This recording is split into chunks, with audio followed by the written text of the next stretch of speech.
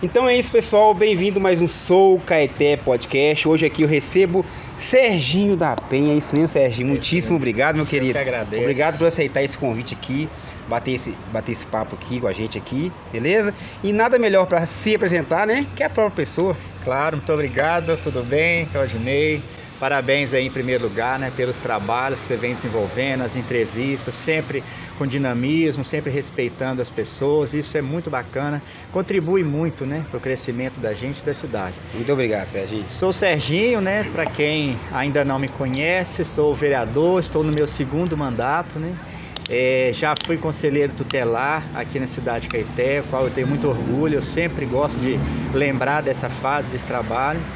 Sou advogado também. Agora em agosto desse ano eu completo 12 anos de profissão e moro lá na Penha minha vida inteira. E é isso, já fui presidente da associação lá da Penha, Associação dos Moradores, então eu tenho um longo trabalho aí, né, na vida social também. Você foi agente, como é que você falou? Conselheiro tutelar. Conselheiro tutelar. Qual ano mais ou menos? 2011. 2011? 2011 até 2013. Imagino que isso e o fato de você ser conselheiro tutelar e representante, você foi representante? Fui presidente da Associação da Penha, já fui vice-presidente lá também. Tem um trabalho assim bem extenso na Associação da Penha lá. Então foi esse... Pessoal, a dinâmica da entrevista é o seguinte: a gente vai falar sobre o Serginho, sobre a sua infância.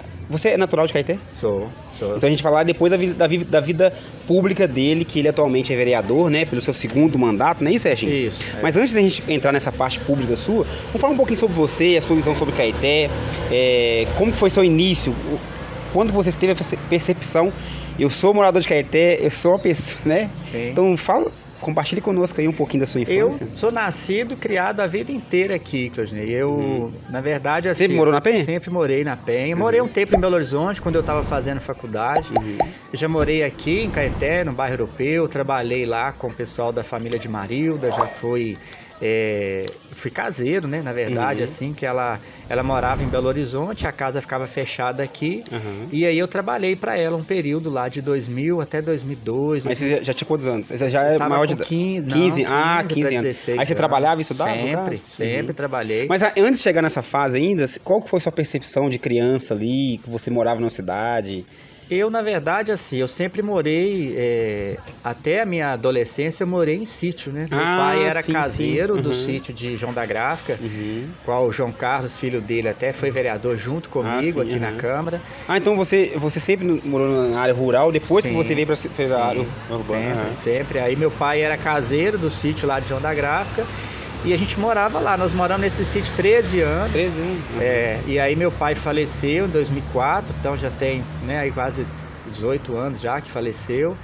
E aí desde essa época que a gente morava lá no sítio, eu estudei sempre nas escolas públicas de Caeté, estudei na escola da Penha. Então você passou pelaquela situação onde a Kombi passava lá perto do sítio, levava você para a escola. Você da onde? Aí a Kombi trazia você para... Trazia para a escola da Penha, primeiro, né, lá para o Laudate, depois eu estudei na Senhora do Bom Sucesso, fiz o segundo grau aqui no estadual, depois eu fiz a prova do Enem, fiz o ProUni, aí eu consegui uma bolsa 100% para fazer o curso de Direito, e aí eu comecei a faculdade em 2006, formei em 2011, e de lá para cá exerço a profissão. Serginho, você teve essa fase aí que eu na época do estadual, na época de escola, a gente teve amigos de escola que eles estudavam no interior, eles eram morador de interior. Você também passou pela aquela fase onde os amigos no final da escola queriam bater um papo, mas aí chegava a Kombi para levar embora. Eu cheguei a observar isso, cara. Eu observava e o pessoal queria conversar, mas não, tá na hora de ir embora. Pra gente era uma vida, Tony, muito complicada, porque morando em sítio, então onde eu morava, no sítio lá, não tinha casa nenhuma perto, nenhuma. Isolado mesmo? Tudo isolado, tudo muito longe. A única coisa que tinha perto do sítio era a barragem de captação do Ribeiro Bonito. Ficava lá um funcionário, vigia, 24 horas, né, com escala de revezamento, mas não tinha casa, não tinha residência nenhuma. Então a convivência nossa era muito pequena. Então a gente tinha essa convivência na escola. Na natureza mas mesmo. igual você disse, tinha irmãos? Tenho 3 irmãos, 2 irmãs e um irmão. Ah, não, pelo menos tinha Todos mais brincar, velhos. né? Então tinha companhia. Né? Mas assim, só um irmão que conviveu mais comigo, né? Ah, Porque é? minhas irmãs são mais velhas que a gente, então assim, já todo mundo trabalhou sim. muito cedo. Eu desde os 12 anos de idade que a gente já trabalha, ajudava meu pai no sítio. Depois eu passei a trabalhar no sítio do irmão de João da Graça, ou seja, meu pai era caseiro de um sítio e eu era caseiro do outro sítio do lado. Então assim, e estudando, trabalhando, sempre foi assim, sempre foi com essa o que fez você sair dessa vida, né? Migrar, vir pra área urbana, pra cidade? Apesar que a Penha, até muito pouco tempo, é considerada meio que bem roça, né? Exatamente. O desenvolvimento da Penha ele é bem recente, né? Bem recente. Essa questão de pessoas que eu falo, tá, pessoal? Não só isso, assim, a questão de infraestrutura mesmo, de acesso à telefonia, de acesso à internet, isso é muito recente na Penha. No papel, a Penha ainda é uma área rural, né? É no uma papel, área rural. Né? 90% ainda é área rural. A gente tem umas áreas urbanas dentro do distrito, mas que não abrange a todo o distrito. Depois a gente vai até comentar aqui sobre o plano diretor, que já foi citado aqui, a gente citou aí no podcast, depois a gente vai entrar nesse assunto, mas vamos continuar nesse assunto da sua infância. Aí o que fez depois você vir pra... Foi essa questão, né, de ver assim, a dificuldade que é a vida da gente, sabe? A gente trabalhar, igual eu sempre trabalhei, meu pai sempre trabalhou, a gente via a dificuldade da vida. A casa que a gente morava, pra você ter ideia, não tinha água, não tinha luz, a água a gente tinha que buscar em bica, então era uma vida muito sofrida. Então pra gente ver uma situação dessa que é sempre dar a melhor condição para sua família, para os seus pais, né? Infelizmente meu pai não conseguiu acompanhar muito disso, desse progresso, vamos dizer assim, eu falo até na questão de formação mesmo, de faculdade e tudo, e quando eu formei ele já tinha falecido, então assim, mas a gente ainda tem aquele sentimento assim, de estar sendo motivo de orgulho para ele.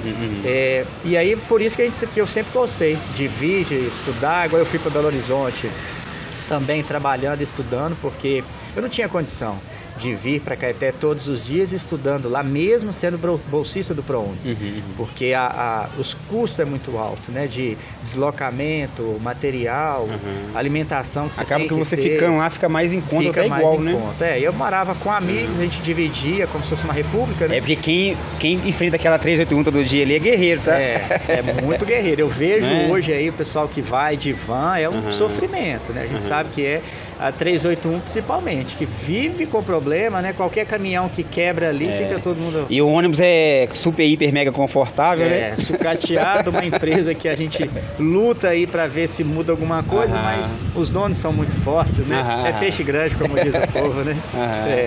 Mas então, aí, eu pulei essa parte da que a gente falou da escola, que no final da escola você queria ficar, mas tinha de ir embora por causa dos horários, né? Por causa do ônibus. O ônibus tinha o horário certo, até porque o ônibus que leva os meninos, que, por exemplo, eu estudava de manhã, o que levava a gente de manhã, trazia os que estudavam à tarde. Então não dá para ficar ali esperando o menino interagir com outros. E a gente tinha que ir mesmo, encerrava ali e embora. Então essa convivência era muito pequena, era muito baixa. Então não dá para fazer tantas amizades, só dos colegas e amigos de escola. Mal final de semana, né? Que às vezes um domingo, que aí você sair e tal, mas fora isso não, a convivência era pequena. Então, e essa entrada minha, vamos dizer assim, para as questões políticas, depois eu comecei a participar da Associação dos Moradores lá da Penha, que há muitos anos estava desativada, junto com o Zé Maria Leão, que ele... Isso foi antes de você ser conselheiro tutelar? Não, eu já era conselheiro tutelar. Você já era conselheiro tutelar. Foi em 2013, mais ou menos, que eu passei a participar da associação lá da Penha. Em 2011 ela foi reativada, mas a partir de 2013 que eu fui fazer parte efetivamente aí da associação. Então, a partir desse momento que que eu comecei a ver, na verdade, essa importância de trazer melhorias, né? Principalmente lá para o distrito da Penha, que eu moro, que eu vivo há tantos anos, que eu convivo com todo mundo lá. Então, por isso que comecei a entrar para a vida pública, vamos dizer assim, a princípio, né, com a Associação dos Moradores da Penha, juntamente com o trabalho que eu desenvolvi aqui no Conselho Tutelar, naquela época que, como hoje, né, também passa aí por uma votação, você tem que divulgar o seu nome, as pessoas passam a te conhecer mais através desses trabalhos aí. Mas, e aqui me fala uma coisa, por que você escolheu o direito? Por que você escolheu esse curso de direito? Na verdade eu participei, quando eu estava no ensino médio, a gente teve algumas dinâmicas na escola que eu acho muito interessante. Eu sempre falo que isso é importante até para a pessoa, porque no início é complicado. Você imagina. Aqui, você me desculpe perguntar, colocar isso no meio dessa pergunta é o seguinte, porque não é preconceito, mas é tipo assim, geralmente quem vive muito no meio rural, ele tende a ser influenciado pelo meio. Então o cara quer ser engenheiro agrônomo, algo relacionado, sabe? Sim. Ao meio rural ali, aquela parte. Eu só tô colocando, não tô falando que é certo, mas por exemplo, quando você assiste uma entrevista no Globo Rural, repara pra você, os filhos dos fazendeiros geralmente é tudo veterinário. É por isso que eu coloquei isso no meio dessa pergunta. Então coloca isso no meio dessa pergunta também, por favor. Claro. Eu participei de algumas dinâmicas, né, na escola, e aí faz aquele levantamento, qual área que você tem preferência, se é de humana, se é de exata. Enfim, e ali eu sempre dava para a área mais de humanas. Então, e também eu sempre gostei disso, né? Tem uma tia minha que brinca, que ela fala que desde quando eu era criança, eu sempre questionava, eu sempre fui muito questionador. E às vezes eu chegava no supermercado, num comércio, conferia a data de validade dos produtos, que às vezes as pessoas têm esse hábito, né, de coloca uma coisa ali, você acha que está fazendo vantagem comprar barato, mas quando você vai ver, aquilo já venceu, aquilo está perto de vencer, e isso não era informado para o consumidor. Então, acho que a partir dali você começa a despertar. E também as injustiças da vida, Claudinei, que a gente vê, né? Você mora na roça, igual no meu caso, que sempre morei, igual eu falei, lá no sítio, você vê a dificuldade da minha família, então você vê que é preciso lutar para ter um pouco de qualidade de vida, mas sempre prezando pela justiça, porque infelizmente sempre foi assim, né? Mas o pobre, ele é sempre injustiçado. Então eu acho que esse sentimento de justiça é que me levou para o caminho do direito. Né? Então você ia ao supermercado, olhava lá data de validade, chegava produto em casa, tá barato, mas tá vencido. Então peraí, por isso que foi barato, não é um barato que sai caro. Isso deveria ser um hábito de todo mundo, todo mundo deveria ter esse hábito, né? Aí, Sargento, toda entrevista, o Kleber falou uma vez que isso aí é o padre abençoando o podcast. Amém. O Kleber Santos comentou, né? Isso aí, eu adorei, foi muito legal. Estamos aqui aos pés de Nossa Senhora, né? Então temos que entender. E super normal. E Serginho, mas essa questão ainda, então foi isso que te levou a escolher o direito, né? E porque essa vida sua que você teve no interior, nada ali te influenciou a nem criar um viveiro de galinha, galinha no fundo do quintal. Eu gosto muito assim, né? Até hoje eu gosto muito de mexer no quintal de casa, com plantas, sabe? Isso eu gosto. Canteiros, isso assim eu gosto muito de jardim, tanto que lá na Penha eu trabalho muito isso, a questão do urbanismo, que a gente vê, a cidade precisa melhorar nessa parte de urbanismo. Então você vê muita falta de arborização mesmo. Isso sempre eu gostei e eu continuo gostando disso até hoje. Mas não que isso tenha me influenciado para a questão profissional. A questão profissional eu sempre busquei um caminho diferente, sempre busquei esse caminho mais voltado para a justiça mesmo. Porque eu vejo que a sociedade em geral, as pessoas sofrem muito com injustiça, muito, seja por uma questão de um transporte, de acesso à saúde, acesso à educação. Dizer que nós estamos hoje aí de uma forma igualitária não está, né? Quem vem de família humilde ainda sofre muito com isso, ainda tem muito direito que não é respeitado, até por falta de conhecimento das pessoas. A gente Serginho, e você esteve conselheiro tutelar. Sim. Isso aí te influenciou de alguma forma, que você conviveu com muitas situações complexas, né, cara? Muitas situações de cortar o coração. Sim. Isso também, como que foi essa experiência? Eu queria só saber um pouquinho disso aí de você também, cara. Quando eu fui conselheiro tutelar, eu já era formado em Direito. Você já era? Já era formado. Eu só não exercia a profissão ainda. Tanto que eu formei, logo na sequência eu vim para o conselho tutelar, porque eu tinha que fazer a prova da OAB ainda, né, para exercer a profissão. Nesse meio tempo eu me preparei para a prova da OAB, tanto que eu ficava no conselho tutelar até às 5 horas, saía daqui, ia para Belo Horizonte para fazer um cursinho preparatório para eu fazer a prova da OAB. Então, porque é muito complexo, né? Você faz 5 anos de faculdade e aí você faz uma prova que você vale 10, você tem que tirar no mínimo 6 nessa prova. E a gente sabe do índice de reprovação. É altíssimo, né, cara? É muito alto. Mas isso é bom, não? Você não acha, não? Eu acho, com certeza. Que faz um filtro, né? Com certeza. Só que assim, tem que ter uma preparação mesmo. Não adianta você achar que terminou e vai ali e vai fazer, não. Então eu passei de primeira, né, na prova que eu fiz. Mas então eu já era formado em Direito, eu era bacharel em Direito, que a gente pode dizer que advogado é só quando você tem o AB, né?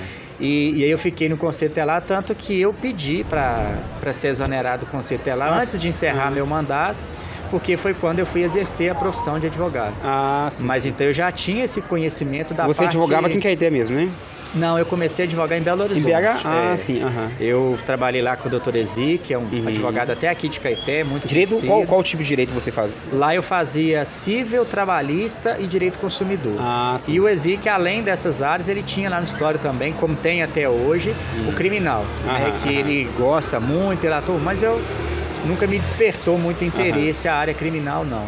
Mas eu trabalhei lá com o Ezequiel, nos meus primeiros anos de profissão foi lá, lá junto com ele. Porque é interessante, eu gosto sempre de tentar puxar principalmente político, como que foi essa trajetória, pra gente entender por que ele tá lá. Por que ele entrou na política? Sim. Será que é só por causa do dinheiro? Será que é só por causa da popularidade? A verdade poder? Então por isso que é bom, porque aí as pessoas criam uma ideia e sabem por quê. Por exemplo, você teve sua história que despertou você... injustiça, que tem muita questão do Conselho Tutelar, tem muito isso, né, Sérgio? Tem. É um trabalho muito difícil, sabe? Eu vejo, esse ano, né, a gente vai ter aí a eleição do Conselho Tutelar, mas eu vejo assim, é muito difícil. Primeiro que o salário não é atrativo para quem vai exercer, a gente já sabe que não é. É muito mais por vontade, querer... né? Só que é um trabalho muito difícil. Ele exige uma parceria muito grande com a prefeitura, com a Polícia Civil, com o Ministério Público, com a Polícia Militar, com o próprio Judiciário. Tem que ter um diálogo. E é fácil esse diálogo? Existe esse diálogo? Não é tão fácil assim, porque... A gente faz, eu costumo dizer que infelizmente o conselheiro tutelar ele faz um trabalho de enxugar gelo. A gente identifica os problemas, se encaminha para quem deveria dar a solução, mas a solução nunca vem. E a gente vê muita criança aí sofrendo, né? Porque o conselho tutelar ele é para defender os direitos das crianças e adolescentes, e não para punir. Tem gente que acha assim, o conselho tutelar vai punir. Não é, o conselho tutelar não é um órgão punitivo. Inclusive a gente pode usar esse momento para convidar quem está nos assistindo a denunciar casos que, né? Claro, temos o conselho tutelar aqui em Caeté, o Disque 100 também, né, que é dos direitos humanos.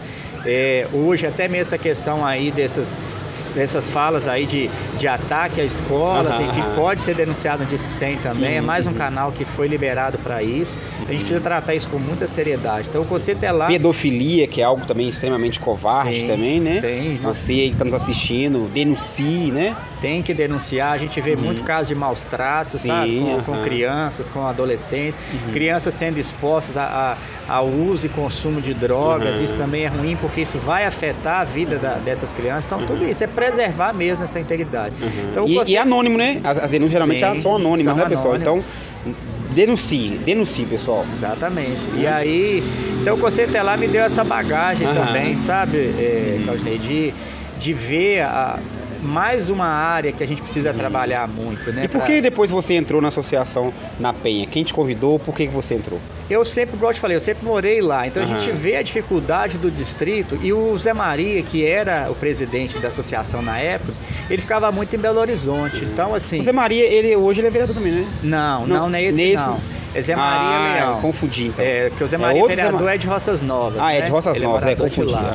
Que é um pouquinho depois da Penha. Isso. O Zé Maria Leão, ele é dono aqui da empresa da InetSafe. Ele tem uma empresa grande, Belo Horizonte, de contabilidade.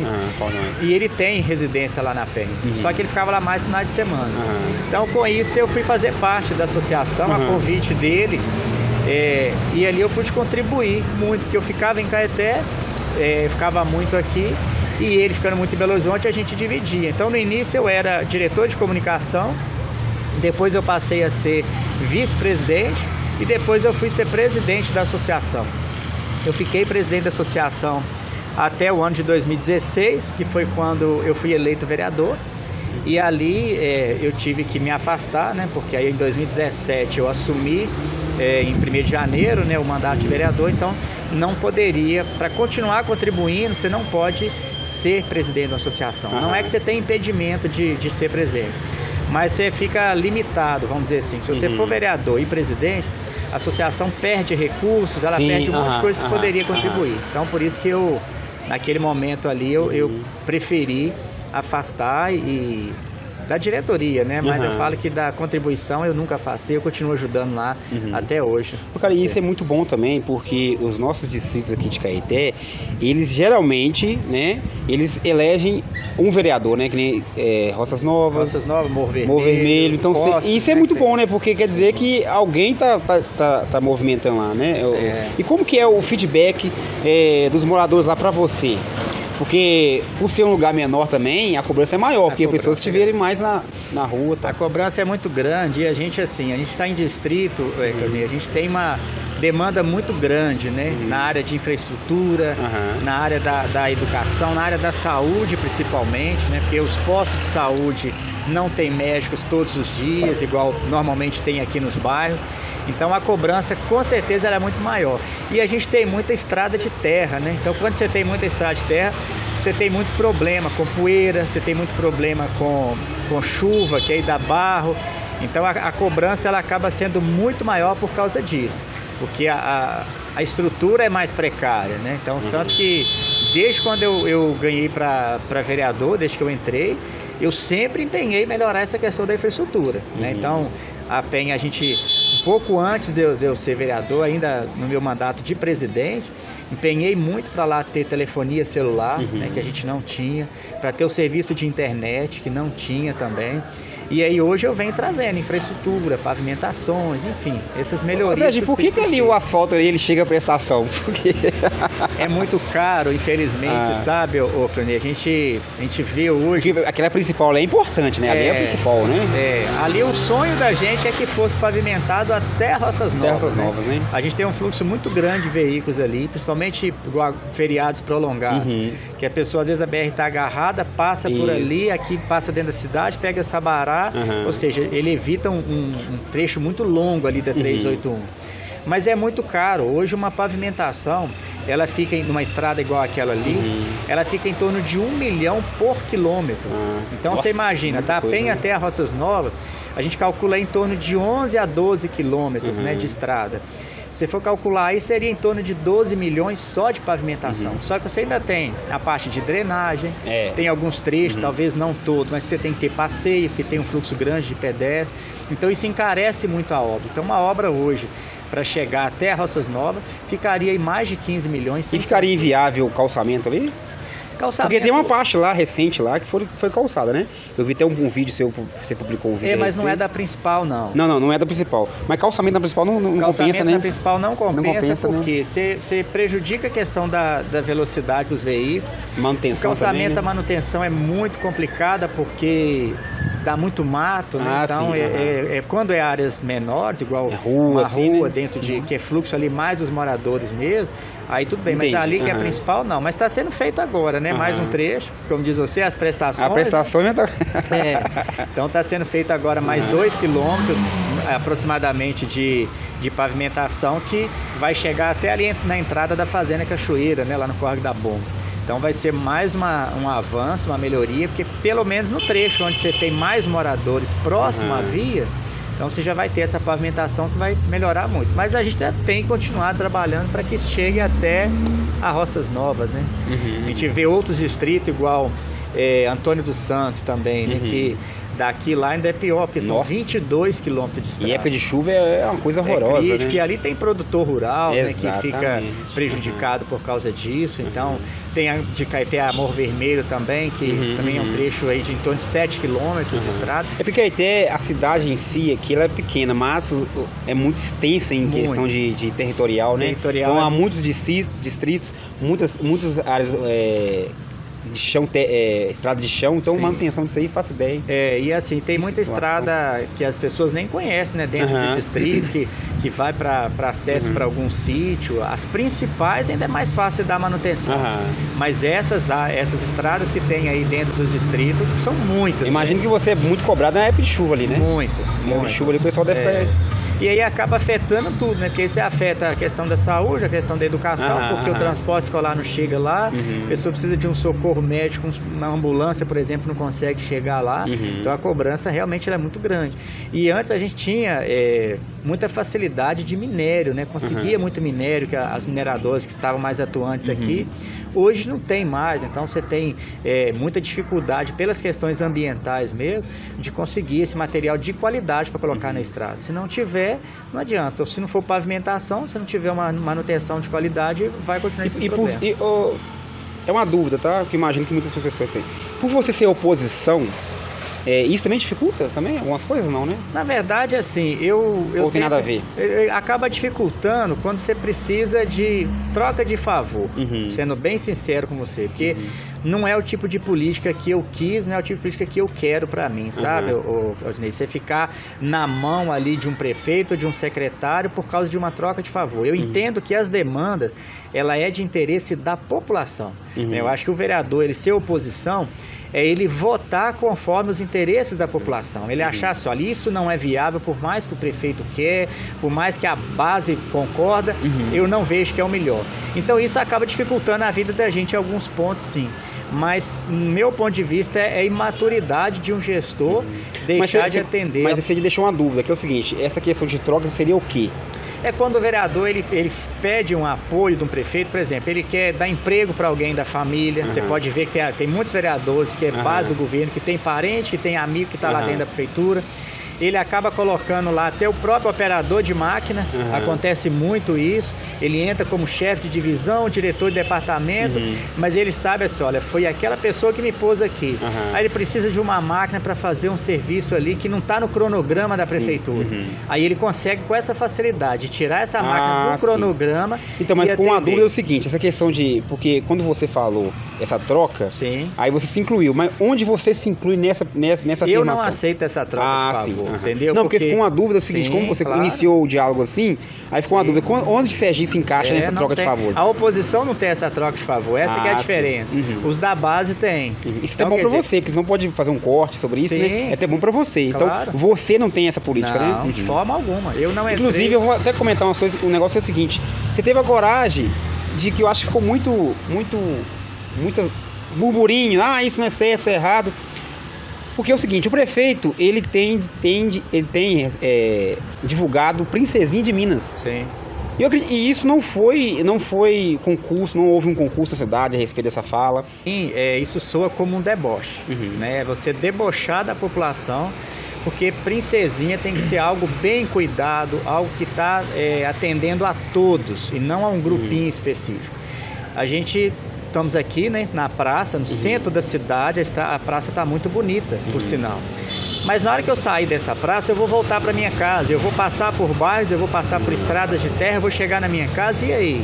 Será que essa Princesinha realmente está acontecendo? Então foi nesse sentido que eu falei, eu insisto. Sim. Mas no contexto cultural, essa frase eu entendo, mas no contexto cultural também, você também percebeu essa questão que foi meio que a goela abaixo? Foi muito forçado, não partiu da população. Se tivesse partido da própria população se sentir assim, eu acho que seria justo e louvável a gente levar isso adiante. Mas quando isso parte do gestor, já traz uma certa ironia, até porque já existe a cidade que é intitulada a Princesinha de Minas, que é Juiz de Fora, né? Então a gente não pode usurpar algo que não nos pertence para trazer para aqui. Então a cidade, ela carece de muita coisa ainda para ser realmente considerada dessa forma. Então eu vejo hoje que estamos longe de ser princesa, né? Ou princesinha, ou rainha, não estamos nesse patamar, com certeza não. Nós temos muita precariedade. Como o prefeito teve alguma resposta a respeito disso, depois da sua fala? Não. Até rodou na rede social e tal? Não, na verdade ele respondeu eles reagem a esse tipo de situação, como sempre, com ironias, com deboches, ou pior, né? Insistindo. Aí é que ele aumenta mesmo as publicações, aí tudo que vai falar, se vai falar de qualquer serviço, ele sempre finaliza com essa frase. Mas eu entendo que o que foi mais importante disso, Claudinei, é o retorno que eu recebi da população. Diversas pessoas, sejam elas do meio político ou não, dizendo que concordou com o meu posicionamento, porque se viu representado ali naquela fala. Fala, peraí, não é verdade que nós estamos na Princesinha. Poderia ter criado outros, né? Terra da Padroeira de Minas, que a gente um concurso, eu sou a favor de um Sim. concurso. Inclusive os microfones estão abertos ao prefeito, ele já foi convido novamente para vir aqui bater um papo, quem sabe, né? A frase, quem sabe também a frase pode passar. Sim, mas isso quem sabe ele explica também Exatamente. o porquê que ele chegou a esse termo, né? Porque de onde que surgiu isso? Porque ninguém sabe, ele ficou mesmo ficou muito no ar, né? Peraí. Aí teve a sua fala. E quando teve a sua fala na câmera, eu acho que teve uma publicidade maior em cima disso. Sim. Né? E, sei lá, a boa ideia, a ideia é ótima, mas a frase é questionável, né? Mas é muito questionável. A gente vê aí, eu tenho questionado muito, você vê, nós já estamos aí no mês praticamente já de quase que de maio, e a gente ainda vê a cidade assim muito suja, todos os bairros com mato muito alto. Então assim, a gente entende. Mas quando chega essa demanda para você, qual que é a sua ação? Por exemplo, quando chega isso aí, porque geralmente quem está mais próximo do pessoal da rua é os vereadores, mas quando chega essa demanda para você, qual que é a sua ação e qual que é a sua cobrança para isso ser efetivado? A gente entra com a indicação, né, que vai encaminhada ao prefeito, que ele direciona para a secretaria competente. Então a limpeza urbana é de competência da Secretaria de Obras. Então toda demanda é enviada para lá. Só que a prefeitura ela tem que montar um cronograma de limpeza que abranja toda a cidade, todos os distritos. Só que não é o que a gente vê acontecer. Você vê isso nas principais vias da cidade e para. Quando chega nos bairros, você não vê essa limpeza feita de todas as ruas. Então a desculpa sempre é assim, tá chovendo, nós não podemos. Nós já passamos o período de chuva, já tem quanto tempo? Claro que tem chuvas esporádicas, isso é normal nessa mudança de estação. Mas não pode servir como justificativa para falar assim, nós não estamos fazendo a limpeza por isso. Já era para a cidade estar bem mais limpa, porque não é só questão de estética, é questão de saúde pública, né? É questão do risco aí de doença. Nós estamos tendo muito problema de dengue, está aumentando muito no estado. Isso tudo vem de encontro. E quando não é efetivado essa limpeza, aí por que? Fala que é pessoal? Qual que geralmente é? Na verdade, assim, eu nem vejo uma explicação. Não se dão ao trabalho sequer de dar uma explicação para a população, porque a limpeza urbana ela é feita por uma empresa terceirizada, né? Então a prefeitura ela contrata normalmente a Quanto, né, que é a empresa que já faz a questão da coleta do lixo aqui. Então ela disponibiliza essa equipe de acordo com a demanda que a prefeitura apresenta. Então se a prefeitura apresentar uma demanda de 20, 30, 40 pessoas, a Quanto vai pegar esse contrato, vai fazer essa limpeza. Se ela não tiver o pessoal já ali, ela contrata, né, que são os temporários, que a própria empresa pode fazer isso, né, que hoje a gente sabe, na CLT tem essa previsão, né, da contratação por obra certa. Ela vai contratar, fez essa limpeza toda da cidade. Se ela tiver necessidade de continuar com esses profissionais, ela continua. Se não, ela encerra o contrato com ele e continua com aquele que ela tem fixo com a prefeitura, que é a da coleta do lixo, né? Mas precisa disso, porque se for só com o efetivo da prefeitura, realmente não dá conta, né? Porque não tem pessoal suficiente, né? Mas ela já tem essa permissão legal para fazer a contratação de terceirizado. Todo ano pré-eleitoral é ventilado vários nomes, né, Serginho? Sim. O seu nome nunca foi ventilado porque você nunca... Eu nunca tive interesse, na verdade. Assim, nunca teve, não, Serginho? Não, eu falo que é muito complicado. Já fui até convidado para ser vice com alguém e tal, mas a demanda, a minha profissão também, sabe? E também política não é um trabalho tão fácil assim quanto parece, não. É uma pressão, né? Muita porque pressão, é muito fácil quem está nos assistindo, quem vê você, apontar o dedo, criticar. Por isso que eu falo sempre, a pessoa quando tem muita crítica, candidata.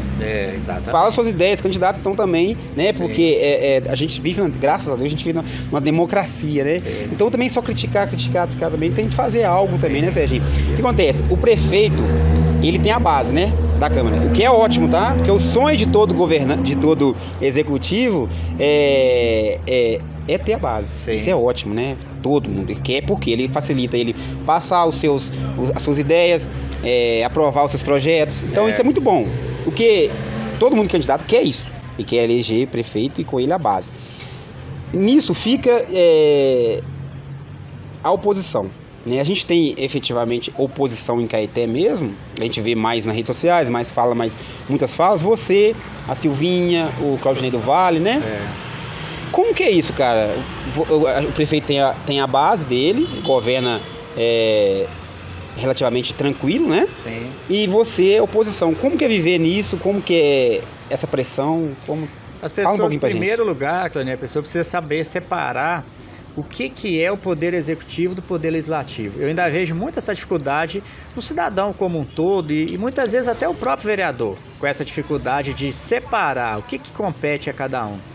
O poder legislativo, ele tem que fazer proposições, né, de leis, ele tem que fiscalizar o poder executivo. Então, quando você vê a base, quando a gente vem para o que seria o trabalho da base, o que seria o trabalho da oposição? A base, muitas vezes, ela deixa de fiscalizar, porque ela vê as coisas erradas acontecer, vê que não está seguindo ali dentro da legalidade, mas não fiscaliza porque ele se considera a base do governo, então ele tem que trabalhar dessa forma. Ele não vai ficar ali fiscalizando o amigo, vamos dizer assim. Mas em termos de projeto, em termos de tramitação de projeto na Câmara, nunca teve oposição, desde que eu entrei lá, aquilo que é bom para a população. Então, os projetos que são enviados para aprovação do Poder Legislativo, a Câmara sempre aprova, igual agora mesmo a Prefeitura está divulgando aí a recomposição dos servidores, né, e o aumento, né, que seria não seria só em relação ao índice da inflação, mas também um aumento real. Não terá dificuldade nenhuma. Tanto é certo pelo prefeito que não vai ter dificuldade, que ele já divulgou que será concedido em maio, ou seja, sequer foi aprovado pela Câmara, está lá ainda nas comissões, mas ele já divulga como vai ser concedido. Por quê? Porque ele sabe que os vereadores não vão se posicionar contrário àquilo que é bom para a população. Então, quando a gente fala base e oposição, é nesse sentido, assim, olha, no ponto da fiscalização. Em termos de aprovação de projeto, não tem dificuldade nesse sentido. Só mesmo a questão da fiscalização. Fiscalizar as obras públicas, fiscalizar os prédios públicos, se estão atendendo direito à população. Você vê se o posto de saúde está com o médico, se não tiver, o porquê. Por que algumas pessoas têm dificuldade em ser atendido com algumas demandas da saúde e outros não. Isso é o trabalho de fiscalizar. E a base não faz isso, né? Por mais que estão ali falando que cumpre, não cumpre dessa forma. Eu estou no meu segundo mandato e eu estou observando isso sempre lá. Então é nesse ponto que divide entre base e oposição. E em que momento ali que o trabalho ele confronta com o pessoal? O Serginho oposição saiu na rua enquanto com o prefeito ou enquanto com a base, e amizade é cidadão, não é político. Há esse momento que corre risco da pessoa confundir Serginho oposição e Serginho vereador, Serginho cidadão? Infelizmente confundem. E eu sei separar isso muito bem, sabe, Cleonir? Eu não vejo os opositores, né, como inimigos. Não vejo dessa forma. Então, mas não é assim que acontece. Beleza, mas se o prefeito acertar em alguma coisa, você não vai elogiar o prefeito. Elogia também? Elogia, então é esse momento que eu tô falando, onde você esbarra na oposição de pessoal e oposição de... Não, elogio. Porque se o prefeito for reeleito também, ele fez coisa boa para ele ser reeleito, né? Claro. Se a população acreditou nele, foi reeleito. E esse momento que eu falo, fala um pouquinho pra gente. Claro, inclusive na última vez que eu usei a tribuna na casa, eu elogiei o executivo, né, da pavimentação que está sendo feita lá no distrito lá da Penha. Só que mesmo nesses momentos eles tentam jogar sujo com a gente, porque é um trabalho que eu luto por ele lá, há 10 anos, sempre tive reuniões com o prefeito, com o secretário de obra. E recurso próprio, né, que eles estão fazendo lá, né? É um recurso, na verdade, assim, né, o governo do estado, ele fez um repasse para o município daquela tragédia lá de Brumadinho, que é um repasse que a Vale fez. Então o Caeté recebeu aí em torno de 2,5 milhões, que fica eu vi algumas notícias aplicação. Aí, eu vi a notícia como um recurso próprio. Mas é porque esse recurso ele é considerado como recurso próprio porque ele vem para o município de livre aplicação. Entra no caixa. Ele entra no caixa geral. Ou a prefeitura pode usar, ou ela pode usar esse valor para cobrir uma outra despesa que ela já teria, e ela pega aquele dinheiro que ela tinha reservado para aquela despesa para fazer essa pavimentação. Então, por isso que torna-se um recurso próprio, né? É porque não é de um convênio específico, quando é com o governo do estado ou com o governo federal. É bom você falar isso. Mas eu reconheci esse trabalho, apesar deles não reconhecerem a minha luta, né? Porque, igual eu disse, há 10 anos, né? Inclusive nem começou com essa gestão. Quando eu estava lá na associação ainda, nós fizemos até manifestação nessa rua lá, fechamos a rua com o apoio da polícia, enfim. E hoje, quando a obra sai, ele leva outros vereadores que estão indo lá ali pela primeira vez, para na hora de tirar a foto divulgar nas redes sociais, aí fica tudo muito fácil, muito bonito, né? Vereador que foi a primeira vez, sacanagem. E aí é que entra a questão do pessoal, que você disse, porque eu não levo pro lado pessoal, mas infelizmente muitas pessoas que trabalham na prefeitura, inclusive, às vezes secretários, comissionados ali, que eu tenho amizade há muitos anos, que tem um certo receio de me cumprimentar ou de conversar comigo em locais públicos, por medo do gestor imaginar assim, o que você estava conversando com ele, estava dando uma informação, e às vezes não é coisa básica do dia a dia. Fica parecendo isso. Só que do lado de lá existe isso sim. Existe esse receio, essa privação da liberdade dessas pessoas. Mas da minha parte, não. Muito pelo contrário. Eu trato isso com muita tranquilidade, sem nenhuma mágoa pessoal, não. Porque a gente tem que saber separar muito isso. Então, é por isso que eu fiz essa pergunta, porque deve ser muito complicado. Você ser oposição, a gente vê geralmente a oposição, mas há momentos que ele vai acertar, porque senão não estava eleito, não, né? Claro. Tanto que a gente aprova, né, os projetos que são enviados para a Câmara. Se a gente fosse entender isso tudo como ruim, eu não votaria. Mas então, na sua opinião, então há essa confusão só de entender base, não necessariamente sem ser apoio, né? Não, 100% apoio, não, né? Não. A base, ela tá ali mais ligada aos interesses do executivo. Mas a gente nunca pode deixar de lado os interesses da população, nunca. Independente de você ser base ou oposição, você tem que ver o que é melhor para a população. Às vezes, um recurso que a prefeitura vai aplicar em determinada obra, às vezes não é a prioridade que a população vê naquele momento. Então é aí que os vereadores têm que avaliar isso com muito cuidado. Olha, temos um recurso que vai ser aplicado para uma obra X, mas essa é a prioridade? É isso que a população quer ou não? Se não, Serginho, você tem que também é conhecido como Serginho da Penha. Ou seja, já te direcionou a Penha, né?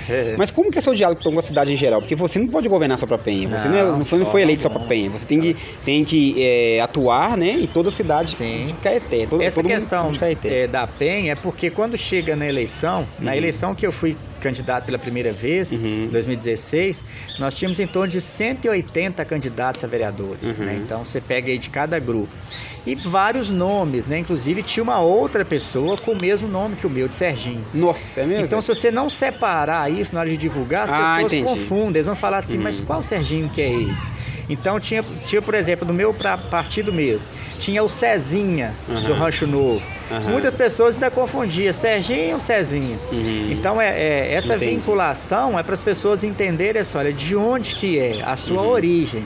Mas não que você vai trabalhar só por aquele distrito, né? Tanto que eu tenho trabalhos na cidade toda, né? Então a gente trabalha com apoio de deputados, que manda recursos para a saúde, para a educação, você trabalha em infraestrutura de outros bairros, a questão da melhoria em posto de saúde, né? E há ciúmes de outros distritos quando você atua lá, por exemplo, se você for o Morro Vermelho, a Roças Novas. É isso também? Há esse ciúme quando o outro distrito tem o vereador. Então, né? mas né? É igual eu vou te dar exemplo. Antônio de Santos, por exemplo, não tem um vereador propriamente morador do distrito. Aí já não tem tanto esse problema, né? E lá tem população suficiente para isso, não tem? Para eleger alguém? Tem, mas é porque infelizmente chega a eleição, sai muito candidato do mesmo distrito, e os que são daqui também têm voto, né? Você não tem como falar que só... Mas então há esse ciúme, então, tem, né? Aqui a gente está chegando ao final da entrevista, mas tem dois assuntos importantíssimos que a gente tem que abordar, que é a cultura na cidade, né? A cultura na cidade e a vinda da Vale, né? A ventilação sempre aí, Vale, Caeté, Caeté, Vale. Vamos começar com a Vale. A sua opinião a respeito, por favor. Eu sou a favor, né, da vinda. Eu acho que tem hoje os órgãos ambientais, eles estão muito atentos, né? Infelizmente, tudo na vida você precisa de passar por um momento crítico, talvez, para você enxergar a importância da segurança da população naquele projeto, igual esse projeto da Vale. Caeté precisa desenvolver, precisa de gerar mais emprego. E infelizmente, como a gente tem o nome, né, no estado de Minas Gerais, não é à toa, então a gente tem que tirar da nossa fonte a mineração mesmo, de recursos.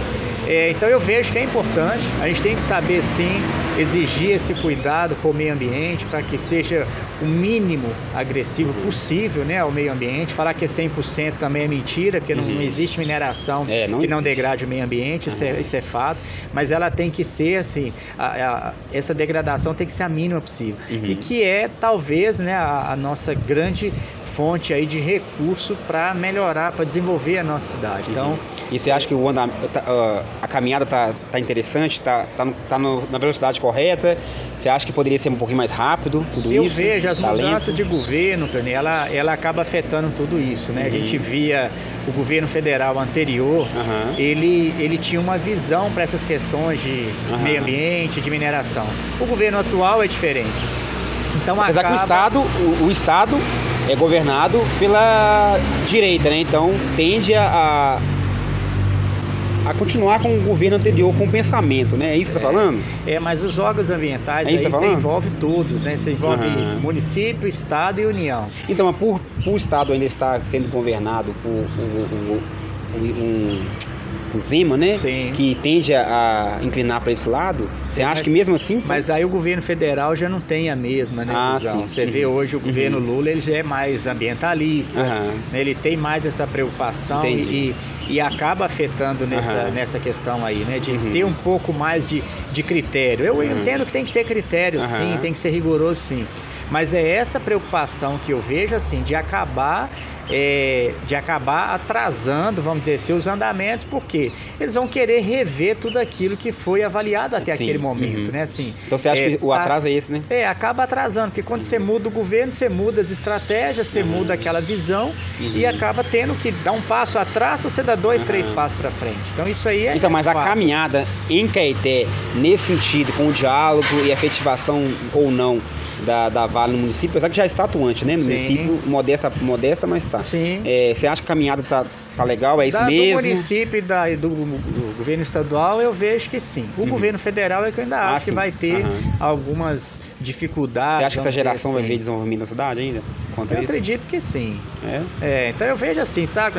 Precisa de vir. A cidade está pronta?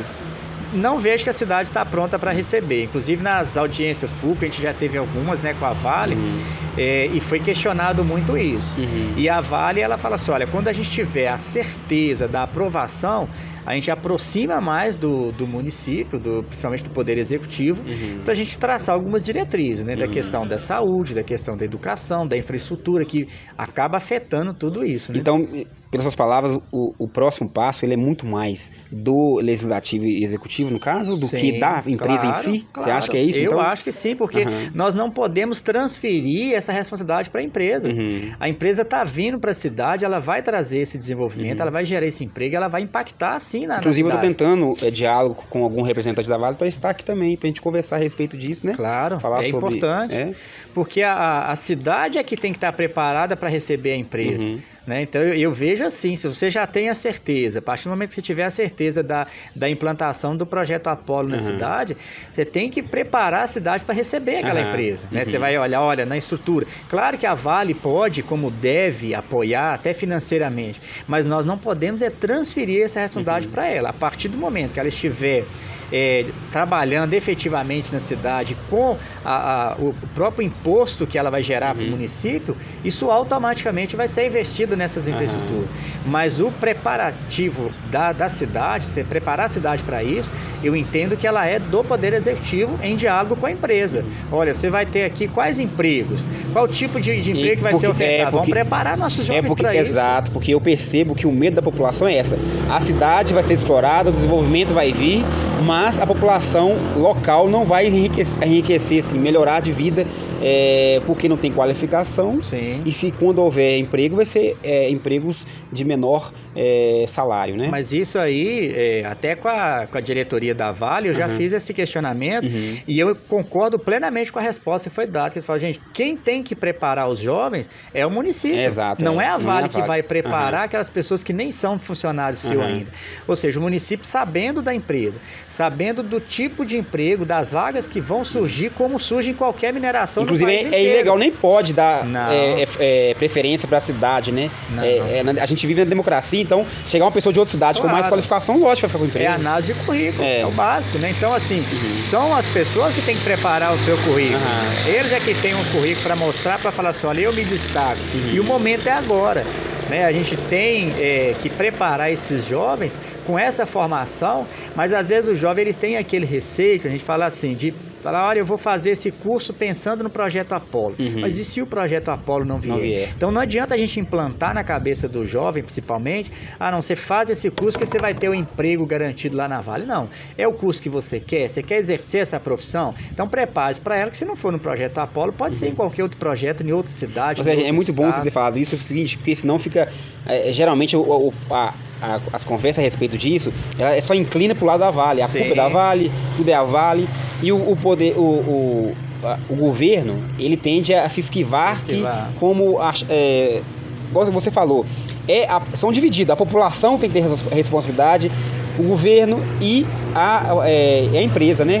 São essas três. Sim, né? Porque o que a gente vê aí nas apresentações que foram feitas, da Vale, tem uma previsão de Caeté chegar a triplicar o seu orçamento. Triplicar. Ou seja, mas com a implantação do projeto aqui em termos de imposto.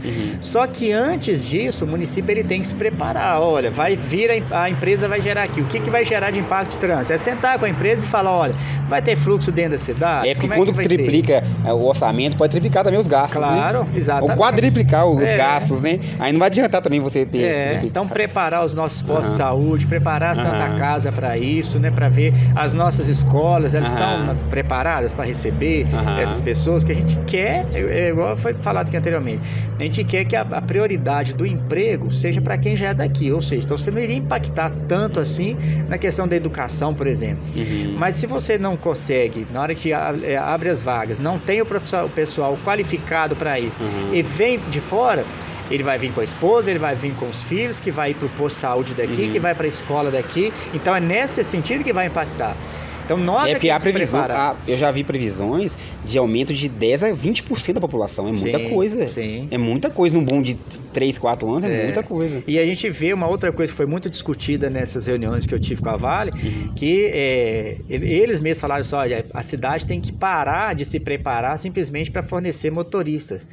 Vem uma mineradora para a cidade, a primeira pessoa pensa, eu vou ser motorista. Então, assim, infelizmente é isso. E nós fizemos de preparar essas pessoas para outros cargos mais elevados. Porque a própria questão de motorista provavelmente não vai existir. E pro dinheiro ficar na cidade e também pro dinheiro também ficar na cidade, né? Porque também não adianta. Vem todo mundo de fora, ele depois recebe, aí todo mundo leva o dinheiro embora. Preparar também as nossas empresas, né? Até já esteve com você aqui, o Eloy, né? Que é lá da CA, que eu até achei interessante a entrevista com ele. E assim, a gente preparar também as empresas daqui para fornecer insumos para a própria Vale quando ela estiver aqui. Porque isso tudo circula na cidade. Porque se a gente não prepara também as empresas daqui para fornecer esses produtos, né, esses insumos que a Vale vai precisar ali, acaba comprando tudo isso fora. Então tem essa dificuldade, como acontece hoje, né, com mineradores, às vezes a Anglo, a Jaguar, às vezes muita coisa poderia ser comprada em Caeté e gerar emprego, gerar renda para o município, vem de outros por causa disso, né, porque não tem uma preparação das pessoas aqui para fornecer o produto, para ter a documentação que é exigida, né, às vezes as exigências, principalmente da Vale, em relação à documentação daquela empresa é muito grande, às vezes o comércio é pequeno, a gente sabe que a dificuldade que é na questão de impostos, enfim. Então a gente tem que saber preparar tudo isso, né, para receber a Vale e não exigir somente da empresa. Se a gente for para ficar só exigindo, aí é muito fácil, né? Mas e o nosso dever de casa? Nós temos que fazer ele também, né? Pessoal, eu convidei ambientalista, futuramente vai vir aqui ambientalista falar sobre o projeto também, né? Que a voz é dada a todos os lados, né? E é o seguinte, porque a gente vive um momento, Serginho, que parece que a gente vai ficar eternamente só a Vale vai vir.